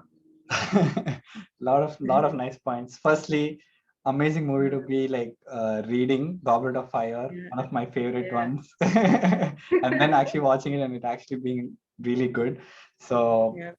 that's really good. And then I really liked your perspective of like, it always being like a third person's perspective, or it being Mhm. like a guiding light, books being a guiding light, and like you just like trying to like reiterate or like readjust your pathway based on like other people's experience. Amazing take. Really like that. All right. Then I have so this is like going a little bit completely different. So, like, is there a cause that is very close to your heart, like in a more like global scale, like climate change or world hunger or poverty? And like, I asked that because I also wanted to know if it is important to tie such things with your career, or like you should be a part of it kind of in your career, or it's fine to just be like, I support this, but I have my career in this. So yeah, it's a loaded question, but you can choose to answer it however you like. Okay. No, I mean, I have like a perfect example or thing that happened to me to talk about this. So we have an environment and sustainability club on campus. Okay. All right. And I was a secretary for the club, and I had people with me who were helping me out in the club. So as a secretary, I had a lot of work to run the club. Plus, I had to interact with a lot of stakeholders of the campus. All right. So the my club basically took care of waste management on campus. So our campus is set to be a zero waste campus, but we are trying to be there. We are still not reached there because I know how it is. So I interact with a company called Sahas, who takes Mhm. care of the waste management on campus. Apart from that, I interact with the hostel people, housekeeping people of our campus, and there are a lot of NGOs that offer sustainability courses and certification programs. Hmm. So I interact with all of them to get that to the students on campus and for all the other IIMs. All right. All these people are my stakeholders.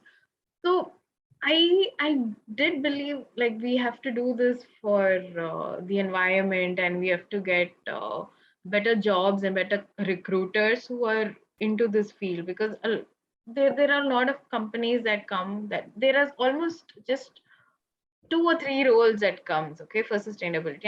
I didn't want that to be the case. So I thought, okay, Mhm. I will stand for this position, I will take up the responsibility and I'll do it. But working for it did not make me happy. It just gave me more anxiety because I got to know how things are, and then I wasn't going forward, and I had just 1 year. So the tenure ends in 1 year, right? Then the next members, the juniors, take over. So in 1 year, for me to achieve the goals that I had set for myself, it is unrealistic, I know. Hmm. So that sort of demotivated me. And because I was dealing with waste management with Sahas, I used to go to their waste management centers to see how things were going. And they were living in a pathetic condition. The waste management was not happening at all. People did not know dry waste and wet waste segregation was not happening. Getting it from different hostels was, I don't know. We sometimes didn't have enough covers to carry the waste. Sometimes the housekeeping were not available, so I had to coordinate with all of them. So I was not able to do it, and that did take a toll on me. And I decided I do not want to work. It is not giving me happiness. Hmm. All So I right. do believe in this cause, but then it was not good for my mental health at all, because I was working on field. I could see what was happening, and because I was not able to achieve my goals, I felt really bad. So Hmm. I've decided that okay, I will not intersect what is paying me, my job, and what I really, really believe in. What I believe in, I will do it because I believe in it, not because I'm getting money. So I've kept that distinction apart. I will do it because I believe it. I'm not expecting money out of it. That's become very clear for me. Nice. Nice. It's very good to hear from somebody who's like gone and done it and like Yeah. experienced it and decided that all right, this is the case. Yeah. I totally resonate with it too. I feel like it need not be like we need to be in that field to like support a cause. So it's really good that you mentioned that. Like yeah, and I also appreciate the efforts that you put in and the process that you went through. Though I'm not really gone in that deep, though I have some few causes in dear to me. I mostly just like expect to put money as a solution to things, Mm. but it's a multi-dimensional problem, which I Yeah. feel like at least our generation is like cognizant, and we want to be like, okay, we're not just going to keep a blind eye towards it. So it's nice, especially it's good that people like you are also in it. Wonderful. All right. Again, going completely to a different direction. Okay. You mentioned about like finance being a very important Hmm. decision, like important factor in your life. Have you heard about the FIRE movement, like financial independence and retire early? It's basically our own. It's basically the concept that we've been talking about. It's more like somebody has like made a term for it, but it's like people in our generation are like, we need to learn more about things like finance and like get our independence and retire early. And I see that it resonated with you strongly. So why do you think that is the case for our generation, and why do you think like more people need to be like financially literate? Especially I don't know if it was the case for you. It was like I never really had any idea about how finances or money worked. So what did you do to like get into that path, and like what are you doing, or what would you like tell somebody to like do if they want to get into this mindset of financial independence? I think it's very important for people to learn about investing and all much earlier. So before they get their first paycheck, they need to know what to do with that money. So I think that's when they need to start learning about investing, and at least start with a FD. That's like the worst thing you can do, but then Start start somewhere. somewhere. Mm. So you need to do that. So, and you need to understand that you need to keep track of your expenses, especially now, because we use Google Pay like it's not connected to a bank account these days. Just scan and pay everywhere. So we Yeah. need to keep track of our expenses. And so it again, it comes down to responsibility. So getting educated about how to spend, where to invest, what type of lifestyle you need, is very important that you figure that out uh, before. But again, you can go with the flow as well. It's never too late. Anytime you just have to course correct wherever you are, whichever phase you are in your life, you just need to course correct a little bit. But I would suggest people that they learn more about it before. And something that helped me take decisions is that I had a lot of people around me who were older than me and who were already looking at how to invest or get property and all that. So I used to just sit and listen to them. I was like, oh, okay, I also need to figure out my shit. So I would learn from them. So again, yeah, surrounding yourself with people you can learn from. So that was very important for me. And investing in terms of uh, stocks and all that, I think why people do that now, because we need to understand how the generation has grown. Like it's like our great grandparents, they mostly had to figure out some place where they work. So for them, any job was okay. Then it moved to a decent reputational sort of job. That was our grandparents. And then from our parents, it came to a job with some level of security. So we are at a position where we have all of this. We have security. What we are looking for is recreational purpose. So we have security, we have money. So that is why we want to, invest and retire early so that we Mm. can explore our options, learn something more, do something that we want in life. So I think that's how the lifestyle has grown. our parents were happy with good security where they can say that, okay, fine, even if I lose my job now, I can support my family for another 6 months. That's how they're thinking. But we are thinking that even if I retire now, I need to have enough money to live my life. That's how the thinking has changed. All right, all right. Nice. I like that you've thought deep about it, and like the connection of generations is like amazing. Yeah, like I see that very clearly now. Yeah, they just been like just save money. That's the only thing they said. Like Mm. investment was not even a term that we had in our households. And now if you're not investing, you're basically not in the game at all. Yeah. And you're thinking about retirement accounts and stuff like that. So it's Mm. amazing, amazing. In the along the same lines, I think you kind of answered it, but also like this is like stealing from terribly tiny tales, Instagram channel which we both follow, and they have like these thought-provoking things like, oh, why did life happen like this kind of a thing. So one of them there, they were like, why were our parents always like study well, get a good job, and life will be all good? Why did they paint this picture strongly on us? And then many of us have this like, I've done these, but I still have this like internal void. So why do you think was the case that our parents did that? And like, what do you think, like we're finding these questions and answers, which is like a step, but what else could we do to like just like Mm. put that back and be like, this is how to go forward? Mm. What's your take So, on yeah, so again, our parents probably they were restricted to doing things to make their parents happy. I mean that was a major driving thing for them uh, to finish the societal norms. Sort of, they had to get a job. I mean, finish their education, get a job, marry, have kids. That is what the society had demanded from them, and they have done it. But I think we have grown out of it, and we are focusing more on ourselves now. So we are not tied to what the society thinks, because we know that the society is growing with us right now, and they do not give a shit about what we do. So so I think that level of evolution we have come now. So I think our parents were more defined by their parents' goals.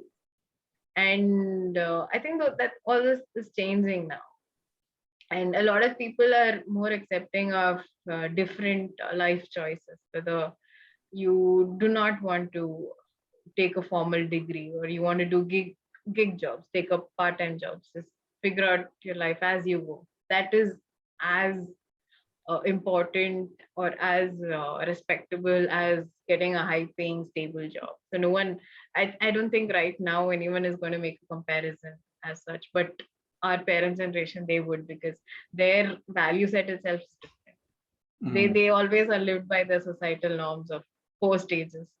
So value change, that's entirely different. Yeah, yeah, yeah, absolutely. I just want to take a moment to like appreciate your insights on these. It's like something that you've like thought about and like are answering it. I feel like I don't know if it'll be useful for somebody out there, but I really like somebody else is also thinking along those lines. And yeah, I'm not like crazy for doing this. But So it's that's good. nice, yeah. Nice. So another fun question is, what's a good or what's your favorite Instagram channel that you would like you think is like nice, fun, or like you would like check it out, you'd say to somebody. I know Terribly Tiny Taste is something we both follow, but I'm not sure if that's your Mm. favorite, but yeah. So See, I don't have a favorite as such. mm, I don't know. See, I have this very bad habit of following few pages and then unfollowing them and following another new set of pages and then oh yeah, again nice. unfollowing that and coming back here, because sometimes I feel my feed becomes You're not letting the algorithm figure you out. yeah, so that's the thing. My feed becomes directed in a certain way, okay, and it shows me related posts, and it's all in one direction, and I feel that it's just taking me to one place. So I'll be like, Mm. no, this is not how the things should work. I will decide what comes in my feed. So Nice. I change it. I change the entire thing. So sometimes it will be like I'm following 100 vegan pages, and the next day I'm following a lot of stand-up comedy profiles, and next days it's just news pages. So I don't have like a favorite, but whatever I like, I always save it and put it in my collection so that I can always go back and see. Okay. I don't have a favorite as such. That's all right. That's nice. So you're giving the algorithm a tough time. Basically, like it's like I Yeah, can't figure this person out. I don't want them to as well, because my suggested post it becomes too repetitive. It just shows me one song, or it just one reel or one particular type of thing. I do not want it to be like that. Yeah, so I Yeah. usually go to the explore section and I see random stuff. Okay. I didn't see that coming, but it's nice. It's nice that you do that. I Take see, the time that's to when you it. asked me about Instagram handle. I could not even think of one. I'm like, oh damn, why am I clueless? This is a simple question. It's good. It's good, I would assume, because you're not like Like, I could okay. not even think of one handle. I'm like, oh damn. All right, sweet. I Okay. was this close to taking my phone and checking. It's like, what do I follow?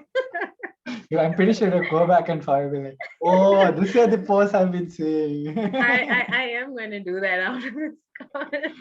Okay, okay. So along the lines of social media, like Mm, I know that we both like Jay Shetty, and he's been like a big like inspiration mm. for me. Also the reason for why I'm starting this podcast, like inspired from his like on purpose and stuff like that. Like I don't know if you listen to his podcast or you listen to podcasts in general, but do you listen to them? And if you do you have any like podcast suggestion that you would like give it out to people? See, again, I've not listened. I've listened to Jay Shetty's podcast, and yeah, surprisingly, I have unfollowed Jay Shetty. Oh I my God, he's the gone out re- of your No, no. circle. See, the reason for that is not that I do not resonate with him anymore. It's just that I felt that I was living his life. I felt like I was thinking like him, or I was Mm, doing things he would do. I was not doing things I would do. So mm. it's good to know how he works, but I do not want him always in my channel. I don't know if you understand that feeling, No, absolutely. but so I have listened to a lot of his podcasts. I think I've shared a couple of them, but Yeah. then yeah, I do like, but I'm not a frequent podcast listener. Okay. Yeah, I get my doses of philosophy by talking to people like you. Like me, I'm happy Yeah, I'm in that club. yeah. But So yeah, they give few recommendations. I read few articles, and then we discuss a lot of things. It mm, just goes on like that. nice, nice. Yeah. So the thing being that you don't like to get yourself into a box because of following the Correct. same kind of things. Mm. That's a very unique take. I've never really thought of. I should actually consider my recommendations as well. Maybe I'm getting too skewed towards that. So it's good to know that you have that. All right. This is the last Yeah, like question. The okay, last. okay, No, no, okay, fine. tell I thought me. I'd just give you another example. Yeah, yeah, So, yeah. there was a phase when I used to follow a lot of feminist-driven profiles, a lot Mm, of feminist pages, a lot of feminist handles, and then a lot of posts about feminism, and then that used to drive me a lot. And after a point, I realized that every action I do, I tend to find fault in everything in the system. Okay, and then that is not good mm, to some extent. Like I need to sort of make the division of what is practical and what is too much utopian, and what can actually happen. So that is why I dialed that down, and I started coming back to reality, because some mm, things can happen, some things can't. You can always hope for the best. So that is just an example I wanted to give. You can't. I do believe, obviously, I do believe in feminism, but but I know how much it can happen here, and I need to be practical in my approach to it. Just following all that will just drive up my adrenaline and then make me do a lot of impulsive things, Mm, but that's not healthy. yeah.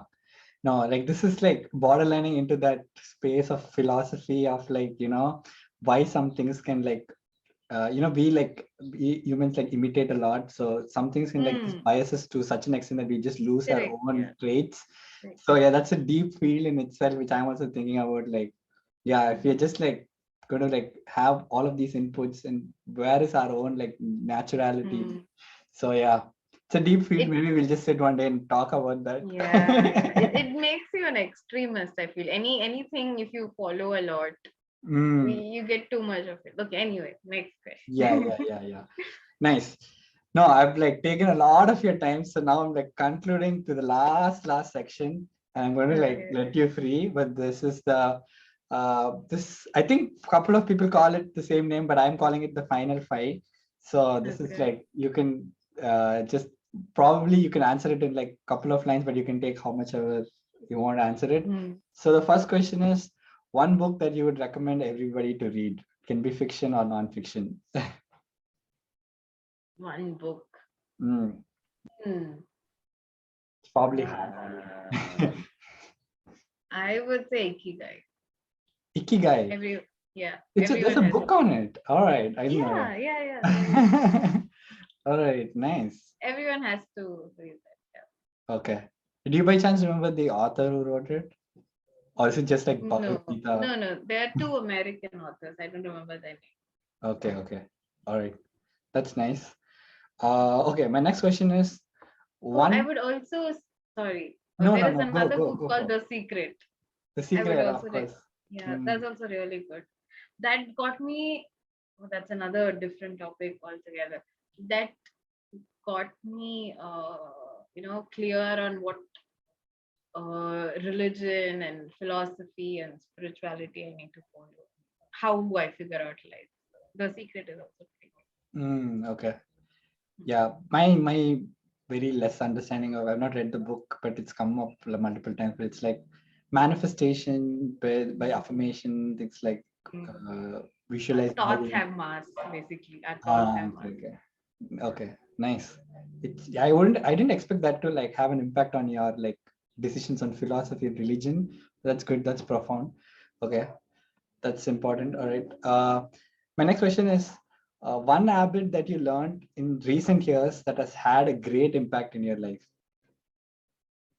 Okay. If a work doesn't take more than 10 minutes to do it immediately.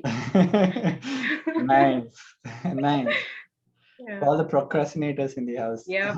It, I used to procrastinate so much, but this helps. Yeah, that's so Sometimes when the true. laziness kicks in, think of this and just get it done with. Yeah, like we spend more time actually thinking about like doing it or not doing it than actually getting it done. Yeah. So that's a very So this valid. is like your metrics. How much time does it take? Less than 10 minutes, do it immediately. Nice, nice, nice. I like it a lot. Okay, third question is one thing you want to do more of this year.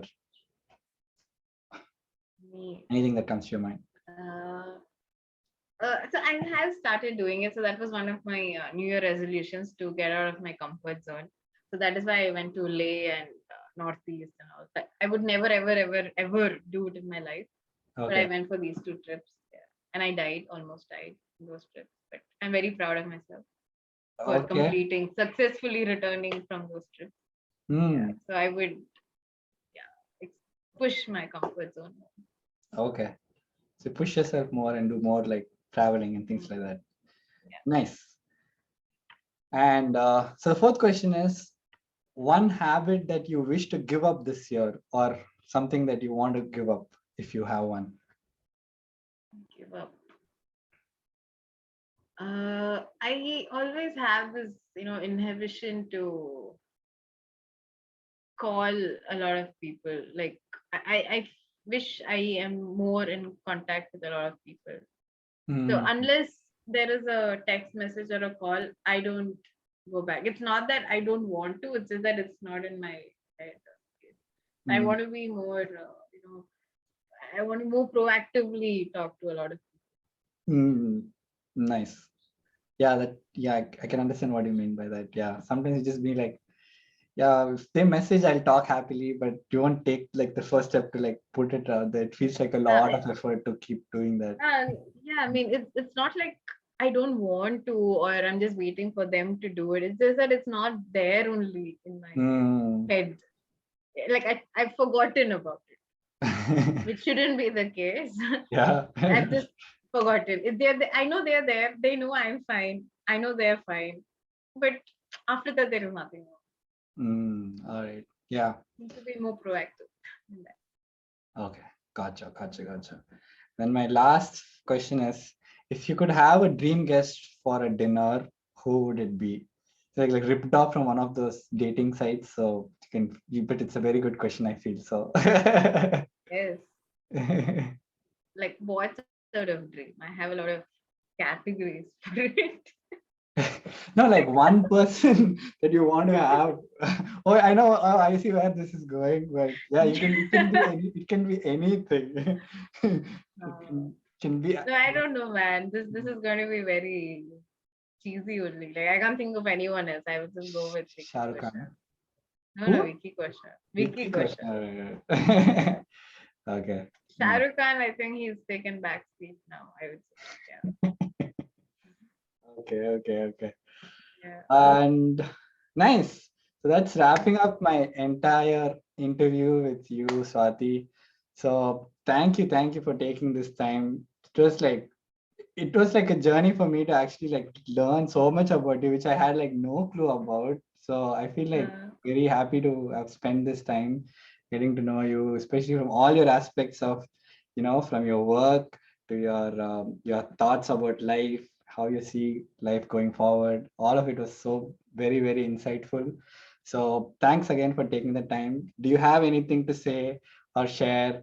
Uh, the floor is yours.